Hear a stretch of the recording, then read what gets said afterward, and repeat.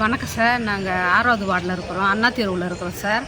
இந்தமாதிரி எங்கள் வீடு சுற்றினி தண்ணியாக இருக்குது. வெளியில் எங்களால் எங்கேயும் போக முடியல, வர முடியல.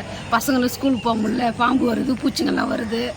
எல்லாத்துக்குமே எங்களுக்கு கஷ்டமாக இருக்குது சார். வெளியிலையும் போக முடியல, ஒரு கடைக்கு ஒன்று போகணும், ஒரு உடம்பு சரியில்லை கூட எங்களால் போக முடியல சார். அவ்வளோ கஷ்டப்படுறோம், அவதிப்படுறோம். இந்த இடத்துல எங்களுக்கு எதனா ஒரு உதவி பண்ணுங்க சார். நாங்களும் முனிசிபல் ஆஃபீஸில் சொல்கிறோம், வராங்க, பார்க்குறாங்க, எந்த நடவடிக்கையும் எடுக்கவும் இல்லை எங்களுக்கு சார்.